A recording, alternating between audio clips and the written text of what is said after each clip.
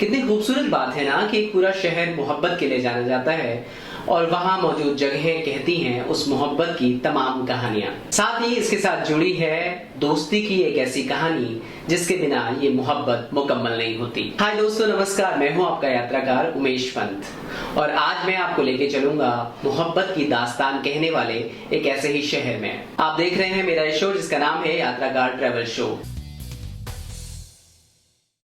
इस शो में मैं आपको दिखाता हूँ उन जगहों की कहानियां जहां मैं इससे पहले जा चुका हूँ। यात्राकार ट्रैवल शो में इससे पहले आप देख चुके हैं Guwahati, Shillong, double decker root bridge और डाउकी के नजारे। इस एपिसोड में मैं आपको लेके जाऊंगा असम के एक बहुत ही इंपॉर्टेंट शहर तेजपुर में। तेजपुर का पुराना नाम था शोणितपुर और शोणितपुर का मतलब होता है एक शहर जो लाल रंग का है। तेजपुर या शोणितपुर के नाम के पीछे की कहानी बहुत रोचक है। इस शहर पर दरअसल कभी राज हुआ करता था बाण राजा या बाणासुर का। बाणासुर की बेटी थी उषा, जो कि बहुत खूबसूरत थी। उषा को सपने में एक राजकुमार आते थे और उस राजकुमार से उन्हें मोहब्बत हो गई। उन्होंने बात अपनी दोस्त चित्रलेखा को बताई तो चित्रलेखा ने उनके विवरण के हिसाब से एक चित्र बनाया और पता किया कि ये राजकुमार दरअसल अनिरुद्ध हैं, जो कि भगवान कृष्ण के पोते हैं। चित्रलेखा ने ही उषा को अनिरुद्ध से मिलाया और दोनों के बीच मोहब्बत हो गई। लेकिन जब ये बात बाणासुर को पता चली तो उन्हें बहुत गुस्सा आया और उन्होंने उषा को अग्निगढ़ नाम के किले में बंदी बना दिया।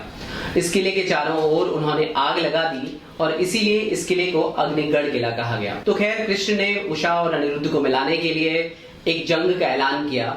जब ये जंग की बात बाणासुर को पता चली तो वो भगवान शिव के पास फरियाद लेकर गए और इस तरह से एक घनघोर युद्ध हुआ भगवान शिव और कृष्ण के बीच में। इस युद्ध में हुआ एक भीषण नरसंहार और पूरी धरती लाल खून से नहा गई।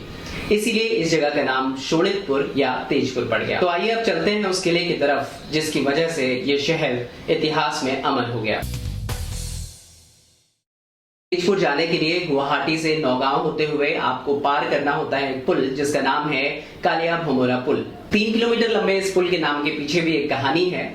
इस पुल का नाम पड़ा था कालिया भोमोरा फूकन के नाम पर, जो थे अहोम साम्राज्य के एक राजा, और उन्होंने पहली बार इस पुल को बनाने की सोची थी। हालांकि अपने कार्यकाल के दौरान वो ये पुल नहीं बना पाए, लेकिन जब ये पुल बनाया गया तो इसे उन्हीं का नाम दे दिया गया। विशाल ब्रह्मपुत्र नदी पर बने इस पुल से घंटों की दूरी अब मिनटों में तय होने लगी है। कालिया भोमोरा पुल से ब्रह्मपुत्र के शानदार नजारे देखते हुए आप पहुंचते हैं तेजपुर। तेजपुर शहर से हो सकता है आपको पहली नजर का प्यार ना हो, लेकिन यकीन मानिए जैसे जैसे आप इस शहर के बारे में जानते जाएंगे आपको इस जगह से मोहब्बत हो जाएगी। तो इस कहानी का पीछा करते हुए तेजपुर आने के बाद सबसे पहले मैं अग्निगढ़ गया। अग्निगढ़ जाने के लिए एक बहुत खूबसूरत गेट बना हुआ है और यहाँ से जाती है एक पगडंडी पहाड़ी की तरफ। जैसे जैसे आप पगडंडी पर ऊपर चढ़ते चले जाते हैं आपको तमाम मूर्तियां दिखाई देती हैं और जो कहानी मैंने आपको बताई वो यहाँ उन मूर्तियों के जरिए जीवंत हो जाती है। सबसे पहले आपको दिखाई देते हैं उषा और अनिरुद्ध, साथ में चित्रलेखा भी आपको दिखाई देती है। जैसे जैसे आप आगे बढ़ते जाते हैं आपको उस युद्ध का पूरा दृश्य भी मूर्तियों में उकेरा हुआ मिल जाता है जिसका मैंने अभी जिक्र किया। अग्निगढ़ किले के बारे में खास बात यह है कि इसके टीले पर बनी हुई है एक मचान, और जब आप मचान पर चढ़ते हैं तो वहां से आपको दिखाई देते हैं बहुत खूबसूरत नजारे और सामने नजर आती है ब्रह्मपुत्र नदी। यहाँ से आप ब्रह्मपुत्र नदी का विस्तार देख सकते हैं, दूर जाती हुई नावें भी देख सकते हैं। इस मचान पर चढ़कर आप अग्निगढ़ किले का पूरा दृश्य देख सकते हैं और वाकई ये नजारा बहुत खूबसूरत है। अग्निगढ़ किले में कुछ देर तेजपुर के गौरवशाली इतिहास से रूबरू होने के बाद आप यहाँ से बढ़ सकते हैं आगे।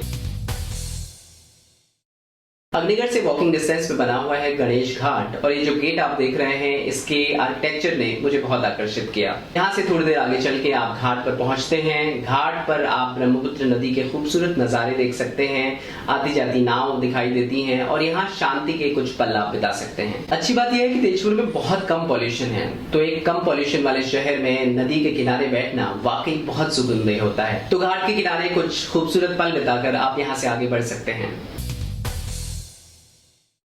गणेश घाट से कुछ ही दूरी पर बना हुआ है चित्रलेखा उद्यान और चित्रलेखा की दोस्ती की कहानी मैं आपको बता चुका हूँ।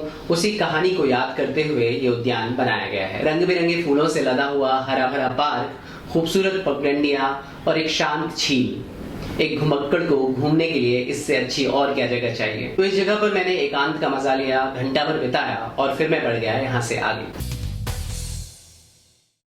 इसके बाद मैं जिस जगह पर गया वो एक कलाकार के नाम पर बनी हुई थी, इसलिए उसने मुझे बहुत इंप्रेस किया। ये जगह बनी हुई थी भूपेन हजारिका के नाम पे, जो कि असम के कल्चरल आइकन हैं। इस शानदार लोक गायक और कलाकार के नाम पर बनी हुई इस जगह को भूपेन हजारिका कला भूमि कहा जाता है। ये दरअसल एक एम्फी थिएटर है जहाँ कई सारे कल्चरल कार्यक्रम होते हैं। यहाँ भूपेन हजारिका की एक बहुत खूबसूरत मूर्ति भी लगी हुई है। हरे भरे पेड़ों से घिरी हुई ये मूर्ति वाकई बहुत अच्छी लगती है। इस एम्फी थिएटर की सीढ़ियों पर बैठकर आप शांति के कुछ पल बिता सकते हैं और याद कर सकते हैं उस महान कलाकार को जिसे असम आज भी भगवान की तरह पूजता है।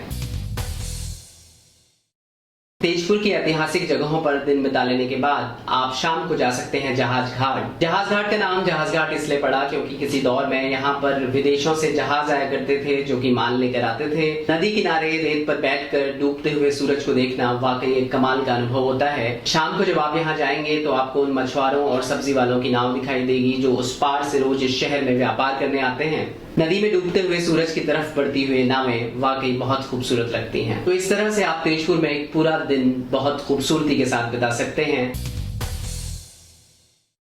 तो एक दिन में मैं इन सारी जगहों पर ही घूम पाया, लेकिन तेजपुर में घूमने के लिए और भी जगहें हैं। यहाँ आप जा सकते हैं बावनी हिल में, जहाँ 10वीं शताब्दी की मूर्तियां रखी हुई हैं। साथ ही महाभैरव मंदिर भी यहाँ है जहाँ एक बहुत बड़ा शिवलिंग है। इसके अलावा यह शहर खास तरह की लीची के लिए बहुत मशहूर है। इस लीची को जीआई टैग मिला हुआ है। साथ ही तेजपुर अपनी झन्नाटेदार भूत झुलकिया के लिए भी मशहूर है। तो आज के सफर की कहानी तो पूरी हो गई, लेकिन पिक्चर अभी बाकी है। नॉर्थ ईस्ट सीरीज में बहुत कुछ बचा हुआ है, तो आप जरूर इस चैनल को सब्सक्राइब कर लें, लाइक कर लें, कमेंट कर लें। नॉर्थ ईस्ट की मेरी इस यात्रा पर मेरी किताब भी आ चुकी है जिसका नाम है दूर दुर्गम दुरुस्त। तो आप चाहें तो इस किताब को मंगा सकते हैं अमेजोन से, उसका लिंक मैं नीचे डिस्क्रिप्शन में आपको दे दूंगा। साथ ही यात्राओं की ऐसी तमाम कहानियां पढ़ने के लिए आप मेरी वेबसाइट yatrakat.com पर भी जा सकते हैं। अगले एपिसोड में मैं आपको ले जाऊंगा अरुणाचल प्रदेश की ऊंचाइयों पर। See you in Arunachal Pradesh in my next episode.